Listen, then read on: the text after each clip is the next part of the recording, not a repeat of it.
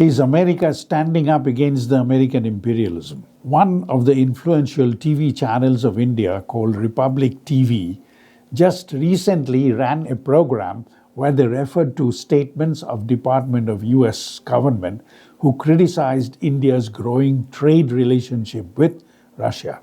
Republic TV interpreted those statements as blatant interference in India's internal affairs. The TV commentator also emphasized that in the interest of protecting India's political and economic interests, the Ministry of Foreign Affairs strongly protested the unwarranted criticism of USA, stating such statement is blatant interference in the internal affairs of a sovereign nation.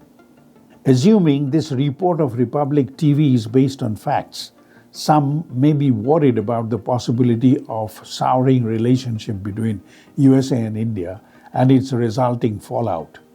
Despite massive population, huge geographical area, and enormous natural resources, the contemporary world considers India an appendage of the West, hence not worthy of much attention and respect. If India's current political leadership is showing signs of asserting herself in the international politics, that is a good sign. But why? Countries that are loyal to and domesticated by Anglo-American West have invariably landed into catastrophic economic destruction that benefited the pro-Western minority ruling class, whereas most of the population became pauperized. This is the classic and standardized socio-political reality of countries that flirted with Anglo-American West. The political leadership of countries that sincerely and honestly made genuine effort to bring about sustainable growth and prosperity of the masses have been victimized by the Anglo-American West. Soon after 1990, when India's political leadership decided to liberalize its economy by opening up its consumer markets to the West, the Western media started to brand India as the largest democracy, natural ally, and an economy on its way to achieve massive growth rate, etc. Before that, it was not easy to be an Indian in the countries of Anglo-American West. As stated before, soon after Congress government of India liberalized the economy in 1990, Anglo-American business houses quickly infiltrated and flooded the Indian consumer market with imported goods. The most strategic, far-reaching and consequential areas where they selectively infiltrated, among others, are sectors of education, healthcare, and mass media. Through infiltration in the areas of education and mass media, within a relatively short time, the West succeeded in thoroughly conditioning a segment of the population who belongs to the minority Anglophone Indians, the ruling class. Western conditioning of this ruling class, in turn, has effectively succeeded in delinking the upper middle class and the oligarchs from their indigenous language, history, literature, tradition, and culture. Consequently, the minority Anglophone class, who has the capacity to influence the entire nation, is now an invaluable ally of the Anglo-American West, who has acquired significant power to twist and turn Indian politics and economics in their favor. This achievement is an invaluable source in the arsenal of Anglo-American West. This relatively easy gain of access to India's human and natural resources through the conditioning of India's ruling class has significantly strengthened the position of Anglo-American West vis-à-vis China and Russia. This explains why, during the last 3 decades, India has now turned more and more towards Israel and against Palestine, came closer to USA and NATO, has grown more hostile towards China. It might be of interest to know that during the last 2 to 3 decades, China has lifted about 800 million of their impoverished people from abject poverty to the status of a middle class. About the same time in 2019, an economist by the name Abhijit Banerjee, who originated from the state of West Bengal, India, was awarded with the Nobel Prize in Economics. Naturally, his main center of activities is Ford Foundation and Massachusetts Institute of Technology. His subject of research supposedly is countering world poverty. It is well known that any contender of Nobel Prize or similar prestigious international prize originating from the global south must be mindful that close connection with imperialist organizations is infinitely more important than the quality of works itself. This implies consideration is not what is being done, but who is doing it. In this context, let me show you a piece of presentation from Republic TV.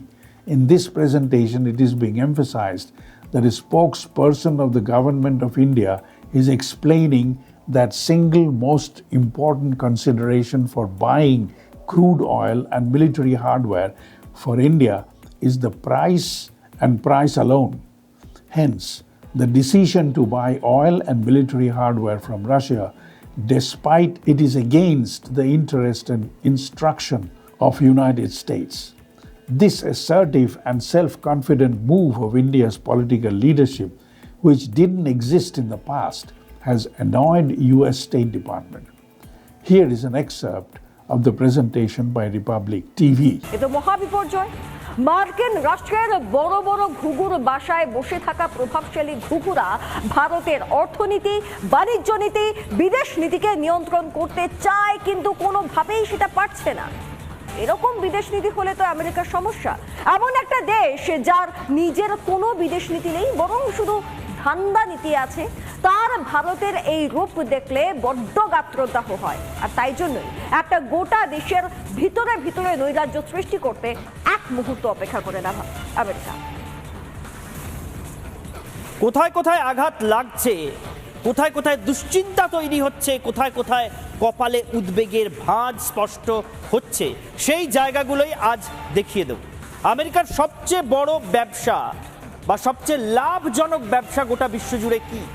অস্ত্র ব্যবসা। বলাই বাহুল্য, সবাই জানেন সেই অস্ত্র ব্যবসা ভারতে একচেটিয়াভাবে শুধু আমেরিকাই করবে এমনটা তারা ভেবেছিল। আমেরিকান ডিপ স্টেট মানে আমেরিকায় বিভিন্ন যে ঘুঘুর বাসা রয়েছে, সেখানে যেসব প্রভাবশালী ঘুঘুরা বসে রয়েছেন, তাদের খুব গায়ে লাগছে যে ভারত আমেরিকার থেকে অনেক অস্ত্রই কিনছে না, অন্য নানান দেশ থেকে কিনছে। এই যে ছবিটা দেখতে পাচ্ছেন, এটা এস ট্রায়াম্ফ 400 এর ছবি। এস ট্রায়াম্ফ 400 কি? এটা একটা মিসাইল ডিফেন্স সিস্টেম, মানে আকাশ পথে যদি কেউ কোনো বিদেশি শক্তি সেটা। It is tempting to explore what might be the significance of the role of Republic TV, who is seemingly trying to unmask US from its ostensible role of protecting democracy, human rights and freedom. This is a channel patronized by the ruling BJP party. That this channel is venturing into the project of fiercely criticizing USA for questioning India's loyalty towards the West raises legitimate question whether India's current political leadership, unlike previous 80 years, is really taking a turn towards a glorious leadership that symbolizes prestige, power, and self-respect. Time will tell. If these two countries continue to develop ever cozy relationship as observed during the last 80 years, that would inevitably mean blissful lifestyle for the minority 5% Anglophone Indian ruling class. For the remaining 95%, it will be everlasting pauperization, misery and underdevelopment.